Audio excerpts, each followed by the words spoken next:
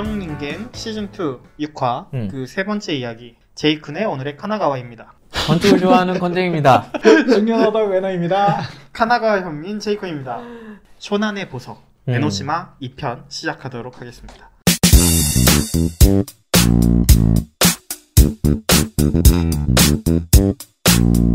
가깝고도 먼 동네 카나가와. 여러분들은 카나가와 어디까지 가보셨나요? 안 가봤어요.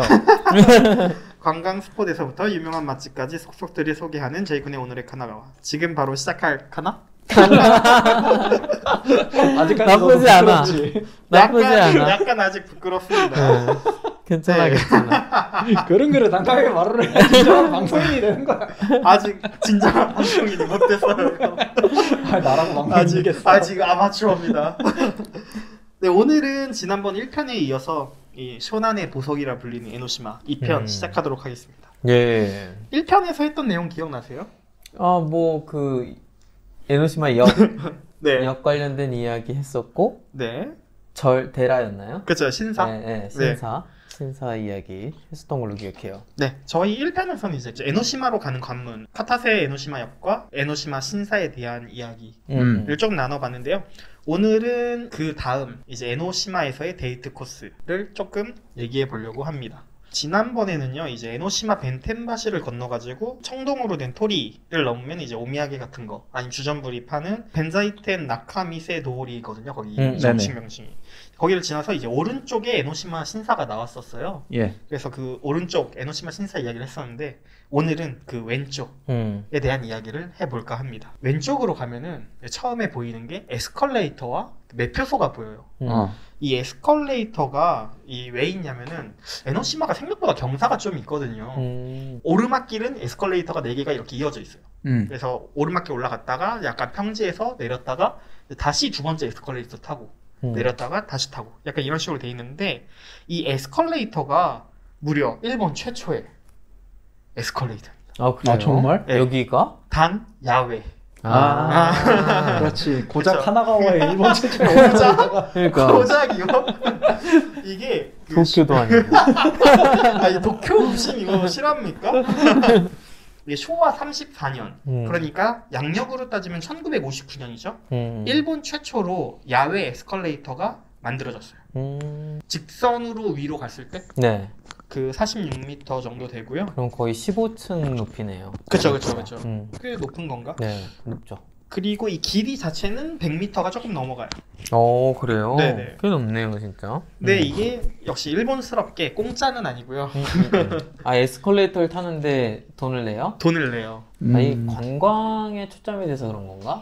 그쵸. 통행에 아무래도. 비해서? 그리고 또 유지비도 이게 들다 보니까 야외라 보니까 아무래도 비 오거나 이런 거 할 때 수리 같은 것도 발생할 거 아니에요? 네네. 그거를 건설한 회사가 법인 아니에요? 국가가 아니라? 아마 법인이죠. 그렇겠죠. 네. 가격은 360에. 그냥 나름. 네. 네. 그리고 이게 이 에스컬레이터랑 위에 올라가면 전망대가 있어요. 시켄들이라고. 그 전망대가 있는 정원에 들어가는 거 세트로 800엔에 합리적인 가격으로 모시고 있습니다. 네. 저는 이제 아무래도 일본이 다 이런 관광지마다 꽤 가격이 센 편이잖아요. 그쵸. 한국에 비해선. 그렇죠. 네. 그러다 보니까 800엔 정도면은 충분히 납득할 만한 리즈너블한 가격이다라고 역시 생각을 했어요. 대기업. 네, 이렇게 에스컬레이터를 타고 올라가면은요, 그 눈앞에 이제 사무엘 코킹그 가든이라고 해서 정원이 있어요. 그 정원의 제일 안쪽에 시켄들 에노시마의 전망대가 이제 보이게 됩니다. 네. 바다의 촛불이란 뜻인가? 그쵸, 바다의 촛불. 이게 에노시마에 거기까지 올라가야지 이 전체가 다 보여요, 시켄들에. 다리를 건너기 전이라든지 에노시마에 들어서면은 윗부분밖에 안 보이거든요, 많이 가려져가지고. 그래서 꼭 올라가 보시면 좋을 것 같고요. 이제 처음에 나오는 이 정원을 조금 얘기해 보려고 하는데요. 이 정식 명칭은 사무엘 코킹그 가든. 이 사무엘 씨가 일본에 온 게 1869년. 네. 여기 와가지고 요코하마에 상회를 설립해요. 네. 그 후에 이제 일본인 여성과 결혼을 하고 넘치는 돈을 주체하지 못하고 에노시마 정상에 정원을 만드는 거예요. 좋다. 자기 돈으로. 나도 주체 못하고 싶다. 그래서 이 가든 내에 존재하는 식물들은 다 이제 코킹 씨가 가져온 거고요. 아, 그렇구나. 여기서 이제 인상적인 게 이 정원이 서양의 회유식 정원 양식을 띠고 있어요. 네. 근데 이게 회유식 정원 양식이 어떤 양식인지 뭐예요? 회유식 정원이? 몰라요. 너무 우리 배신했어. 우리의 기대를 배신했어. 네. 건쟁이 형이 다 알려줄 거라고 생각을 했었는데. 회유식 정원 뭔가요? 약간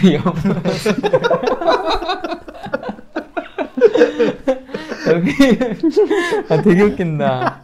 네. 지금 찾아봤거든요. 회유식 정원 뭔지 몰라서. 아 솔직한 사람.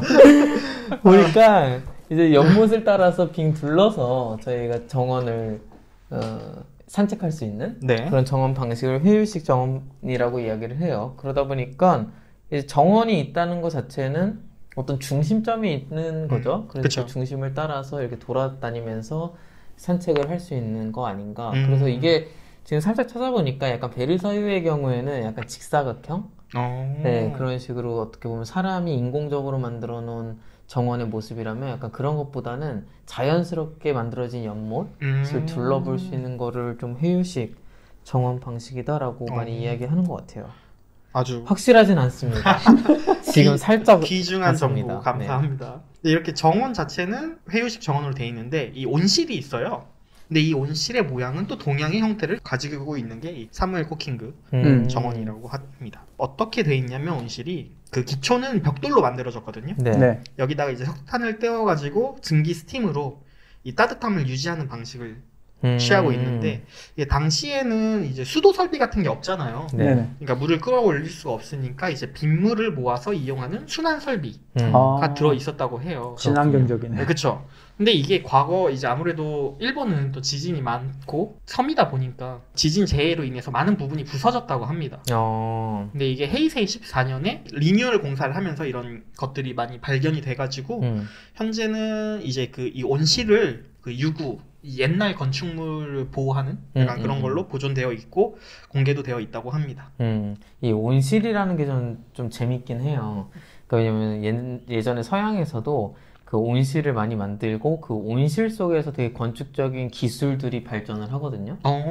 네, 근데 이 온실은 뭐가 재밌는 거냐면 서양이라는 곳에 날씨가 따뜻하지 않은 곳이 있잖아요. 그쵸, 그쵸. 근데 거기다가 이제 열대 지방에서 자기들이 식민지에서 가져온 식물들을 보고 싶고 약간 보존하고 싶은 거죠. 그래서 만드는 게 온실인데 그러다 보니까 어떻게 보면 자기들의 권력을 보여줄 수 있는 하나의 매개체인 거예요. 그게 창고잖아요, 창고. 식물 창고. 그렇죠, 그렇죠. 네. 자기가 약탈해온 거를 네네. 근데 아마 이런 그런 문화들이 서양에서 자리를 잡았는데 그런 게 어떻게 보면 취미가 되고 그게 지금 이 서양에서 일본으로 온 사무엘 씨인가요? 그쵸. 네, 사무엘 씨가 일본에 적용시킨 거 아닌가라는 생각이 들어요. 네. 이제 좀 건축가 나와줬다. 이상을 해보겠어요. 정신을 차렸어요. 아 깜짝 놀랐어요 아까. 그게 뭐야 할 때 제가 얼마나 당황했는데. 회유식 정원. 그래서 이렇게 사무엘 코킹그 정원을 지나게 되면은 이제 드디어 이 에노시마의 랜드마크 시캔들이 등장하게 됩니다. 근데 요거 이름 좀 재밌지 않아요? 되게 시캔들? 일본스러워요. 시캔들. 그러니까 바다의 초. 바다의 초. 보통 한국이었으면은 등대 아니에요? 등대? 일본도 보통은 등대죠. 그렇죠. 네, 보통 근데 등대인데. 여기는 뭔가 좀 더 시적으로. 네. 네, 그런 이유가 있나 궁금했어요. 이게 바로 쇼난의 보석 에노시마입니다. 아 그래? 뭐야? 그 쇼난의 보석이라는 거는 네. 혹시 네가 지은 거예요? 아 제가 비운 게 아니에요. 여기 써져 있어. 아 그렇구나. 제가 또 오늘 그러네. 가져왔다고요. 쇼난의 보석. 하지 말고 일로 보여줘. 쇼난의 보석 이렇게 써져 있는 겁니다. 제가 이렇게 지은 게 아니에요. 물론 제가 이제 편애하는 마음이 없진 않지만 약간 가만히 있어 들으시면 될 것 같고요. 제가 갔었을 때는 정상까지 올라가가지고 전망대를 본 게 작년 12월이에요. 네. 네. 근데 일본 겨울 하면은 바로 떠오르는 게 있죠. 후유 소나타? 후유 소나타. 일루미네이션. 일루미네이션. 맞아요. 다들 이제 가보셨을 텐데 바로 여기 에노시마의 시켄들이 관동 3대 일루미네이션 불리는 거. 관동. 네, 아시나요? 이게 몰랐어요. 아시카가 플라워 파크, 이 네. 토치기현에 있는 거, 그리고 사가미호의 이루미리온. 네. 이거는 이제 카나가와현 사가미하라 쪽에 있는 건데요. 이거랑 더불어서 관동 3대 일루미네이션을 불리는 명소입니다. 그래요? 그리고 심지어 이 에노시마의 경우에는 전국 일루미네이션 2위를 수상했어요. 전국에서요? 네. 오. 또 여기 또 증거 화면. 여러분 여기 증거가 여기 남아 있습니다. 잘 보이시나요? 그래서 제가 갔을 때 이제 작년에 일루미네이션이죠. 누구랑 갔어요? 그때는 이제 전 여친과 같이 갔었는데 스캔들이랑 그 사무엘 코킹 가든은 물론이고 그 에노시마 전체가 일루미네이션으로 장식이 되어 있었어요. 스캔들 얘기를 조금 하면은 그야말로 이름 그대로 바다 한가운데 떠 있는 촛불. 진짜 딱 그 느낌이 정말 강했어요. 일단 형태 자체가 진짜 완전 촛불이에요. 그래요? 원통형인데 밑에는 오목하고 이제 올라갈수록 이렇게 부풀어 오른 다음에 이제 마지막에 이제 반원처럼 덮어. 네. 그리고 피레침처럼 이제 딱 이제 불빛 서 있고. 그쵸. 좀 그거 같다. 올림픽 동화 같은 느낌이야. 네네네네 맞아요. 딱 그 느낌. 그리고 평소에는 이런 모양인데 밤이 되면은 불빛이 약간 금빛 천막처럼 목포처럼 약간 덮여요. 그래가지고 그게 정상부터 그 밑에까지 천천히 내려올 수 있게 그런 식으로 꾸며져 있었습니다. 네. 그리고 이 밑에 사무엘 코킹그 정원에서는 볼 게 여러 군데가 있는데요. 보석 포레스트 이게 어떻게 돼 있는 거냐면은 영롱한 장식들이 이제 이 산책길을 다 꾸미고 있어요. 되게 예쁘겠다. 그쵸. 네. 그것들이 다 빛을 반사할 거 아니에요? 그쵸. 쇼난 상데리아라고 해가지고 정원 내에 이제 작은 터널 약간 이렇게 돼 있는 게 있는데 그 길에 이제 상데리아를 다 달아놨어요. 네. 장난 아니죠. 이것뿐만이 아니라 이제 최고급 크리스탈이라고 불리는 스왈로프스키 크리스탈 이거를 아낌없이 써가지고 250마리의 나비 크리스탈을 달아놨어요. 아 그래요? 와. 누가 떼가는 거 아니에요? 스와로브스키? 그 자리에서 현행범. 에노시마에는 돈을 주지 못하는 사람들이 참 많네요. 이 상데리아 자체도 다 크리스탈, 고급 크리스탈 쓰고 이 장식들도 다 그걸 쓰다 보니까 돈이 진짜 많이 들어갔을 것 같은데 이거 다 새 돈은 아니겠죠? 아무튼 제가 갔을 때는 피날레를 못 봤었거든요. 시기가 조금 전이라 가지고. 피날레라 하면 무슨 이벤트 기간이 있는 거예요? 네, 이게 그 끝나기 한 네. 3주 전을 피날레라고 해가지고 이때는 이제 미러볼 아트를 장식해뒀어요. 또 길목마다. 그래가지고 좀 더 판타지적인 느낌을 더 살려주는 네. 일루미네이션 됐었는데 이걸 놓쳐가지고 굉장히 아쉽네요. 보고 싶다. 그러게요. 다음에 가요. 궁금하긴 하네요. 네. 네, 여기까지가 이제 시캔들이랑 사무엘 코킹그 정원에서의 일루미네이션 설명이었어요. 근데 이것뿐만 아니라 이 에노시마 내에서 가볼 만한 관광 스폿이 몇 군데가 더 있거든요. 이제 대표적인 게 이제 에노시마 이와야라고 하는데 이게 어떤 거냐면은 해식 동굴, 그러니까 바닷물이 들어오면서 만들어진 동굴. 네네네. 이거랑 그 연인의 언덕이라고 하는데 이게 연인의 언덕과 용의 사랑의 방울. 그 사랑의 방울, 하니까 사랑의 종, 신체 일부분을 생각. 용의 방울, 용의 방울, 용의 그 종. 이게 저번에 저희가 이야기했었던 그 신사? 네네네. 그게 용과 관련된 이야기였잖아요. 그쵸. 네. 천녀와 하늘에서 내려온 여자, 네. 천녀와 머리가 5개 달린 용. 네, 그거랑 오두룡. 관련된 이야기인가요? 맞아요. 그거랑 관련된 이야기입니다. 두 가지 스폿이 있는데요. 일단 이와야부터 간단히 설명을 하면요. 여기가 굉장히 예전 1100년대? 그때부터 되게 수행하는 장소였어요. 유명한 사람들이 여기 와서 수행을 하고 가고, 그리고 또 유명했던 사람들 중에 하나가 그 미나모토노 요리모토라고 네. 미나모토노 요시츠네라는 사람이 있어요. 그 사람 나온 만화책 봤어요. 네. 이 사람이 그 되게 비극적인 영웅이라서 사람들한테 좀 더 많은 동정을 불러일으키고, 일본에서는 이러한 심리를 가르쳐가지고 호간비키라고 얘기를 하더라고요. 호간비키? 네. 호간비키. 그게 뭐예요? 이게 어떤 거냐면 약자를 동정하는 심리? 약자를 동정하는 심리. 근데 이게 요시츠네가 형이랑 다툼을 했었거든요. 권력 다툼? 요리모토인데. 그래서 요시츠네가 되게 능력도 있고 되게 출중한데 결국 형한테 져가지고 이 비극적인 최후를 맞이해서 이러한 그 요시츠네한테 많이 동정을 하는 마음, 그걸 호간비키라고 하는 것 같더라고요. 그렇군요. 그래서 이 이야기 왜냐면 이 형이 여기서 기도를 드렸대요. 이기게 해달라고. 우리 동생을 내가 쳐 죽일 수 있게 해달라. 네, 그런 거죠. 완전 콩가루 집안인데, 아무튼 그 당시에 워낙 그런 게 많았으니까. 이건 약간 별개 이야기인데 이 요시츠네에 관한 전설이 몇 개 남아 있는데 그 중에 하나가 이 요시츠네가 중국으로 가서 징기스칸이 됐다. 진짜요? 이게 무슨 소리야? 왜 이래? 약간 그런 사람들의 심리죠. 믿고 싶다. 얘가 살아있을 거라고 믿고 싶다라는 심리. 그리고 또 이제 이 사람이 홋카이도로 가가지고 여기서 그 뭐 아이누의 왕이 되었다. 약간 이런 전설도 있고 또 재밌는 게 되게 많아요. 요시츠네가 전쟁을 이겼는데 네. 그 전쟁을 이기기 위해서 호건을 읽었대요. 책인데 호랑이 호자에다가 1권, 2권 할 때 그 권. 그래가지고 이걸로부터 일본에서는 성공을 위한 필독서를 토라노마키라고 나왔다고 하더라고요. 아 어디지? 동경대 쪽에 그 지방 이름을 토라노몽이라고 하잖아요. 네. 호랑이 문. 그게 그거랑 혹시 연관이 있는 건가? 또 관련이 있을 것 같은데. 아무튼 이렇게 요시츠네가 사람들한테 많이 기억에 남아져 있고 유명한 사람이고 그 유명한 사람이 형이 여기서 기도를 드려서 쟤를 이겼다. 근데 왜 형이 더 유명하지 않고 동생이 더 유명한 느낌이죠? 드라마틱한 인생 많이 보내가지고 그렇구나. 그렇다고 합니다. 이게 약간 그런 것 같아요. 그 뭐냐 사나다 유키무라. 사나다 유키무라처럼 사실은 사나다 유키무라가 졌잖아요. 결국에는 도쿠가와 이에야스한테. 맞아. 하지만 사람들은 도쿠가와 이에야스보다 사나다 유키무라가 좀 더 멋있게 표현되잖아요. 그래요? 제가 정확히 그 사람을 잘 몰라서. 원래 사나다 유키무라가 도요토미 히데요시의 그거 길어져. 네, 여기까지 20분 넘었어. 네, 여기까지가 그 에노시마 이와야 이야기였고요. 그 간단히 이 연인의 언덕 그리고 용의 사랑의 방울, 사랑의 종에 대해서 간단히 얘기를 하면은 1편에서 얘기했던 천녀와 오두룡 이야기가 있잖아요.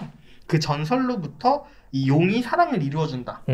종이 달려있는 언덕이 있어요. 근데 여기가 그 영화에서도 나온 코스거든요. 그 양지의 그녀라는 영화 아시나요? 그건 모르겠는데. 몰라요. 모르나요? 이게 어떤 거냐면요. 주인공이랑 어떤 여자 주인공이랑 이제 결국 사랑을 하는데 여자 주인공이 사라져요. 그리고 또 나타나. 그리고 또 사라져. 약간 그러면서 이 여자 주인공의 정체를 알게 되고. 용이야? 아니야? 그거는 한번 관심 있는 분들은 찾아보시면 좋을 것 같은데 생각보다 재미있고 감동적인 영화입니다. 그래서 이런 영화 코스의 배경도 되고 연인들이 이제 우리 사랑 영원하게 해주세요 하면서 자물쇠도 달고 기도도 하고 거기도 그런 게 있구나. 그런 곳이 이 연인의 언덕, 용의 방울 네, 용의 종, 용의 사랑의 종이 있는 에노시마였습니다. 알겠습니다. 간단히 동선을 어떻게 짜야지 이제 예쁘게 데이트 코스가 나올까 생각을 해봤는데요. 개인적으로 추천을 드리는 거는 우선 에노시마 신사를 구경을 하고 에스컬레이터를 통해서 정상으로 가요. 정상에 가면은 이제 오른쪽에 그 사무엘 코킹그 가든이 있고 그 왼쪽으로는 카메가오카 광장이 있어요. 그냥 오픈되어 있는 광장이 있는데 이제 거기를 가면은 이제 또 에노시마의 다른 쪽이 많이 보여요. 쇼난 쪽이 아니라 완전 바다. 그쪽이 보여서 그거를 구경을 하고 이제 아까 얘기했던 그 동굴을 구경을 하고 용의 사랑이 이루어지는 종이 있는 곳을 가서 서로의 사랑을 깊이 만든 다음에 돌아오면서 이제 사무엘 코킹 가든을 구경을 하고 그다음에 1층에서 카페가 있거든요. 거기서 조금 쉬다가 이제 야경 이제 어느 정도 해가 지고 이제 분위기가 무르익었을 때 전망대 가서 야경 구경을 싹 하고 돌아가면 이게 완벽한 코스가 아닐까. 그래요. 네. 어떠신가요? 가봐야 할 것 같아요. 근데 확실히 지금 이제 제이kun이 가져온 이 팜플렛을 보니까 사진이 상당히 기가 막혀요. 그쵸. 네, 사진이 되게 예뻐 보이고 뭔가 도쿄에서 보는 일루미네이션에 비해서 확실히 화려하다라는 생각을 좀 하게 됐어요. 돈을 아낌없이 써가지고. 일루미네이션은 진짜 한번 가보고 싶어요. 일루미네이션은 진짜 기대하셔도 좋습니다. 그래요. 네. 여기까지가 에노시마 2편이었습니다. 네. 그리고 마지막으로 다음번 시간에 맛집 어디가 맛있느냐. 제일 기대돼요, 저는 사실 이 부분이. 에노시마 말고 에노시마 주변에 뭔가 볼 게 더 있지 않을까? 약간 그런 거. 근처에 수족관도 있고 여러 군데가 있거든요, 볼만한 곳이. 그래서 그거에 대한 주변 관광에 대한 설명을 다음 시간에 이야기해 해볼까 합니다. 알겠습니다. 네, 여기까지가 오늘의 카나가와 에노시마 2편이었습니다. 그럼 다음에 또 만날 카나? 손톱대기.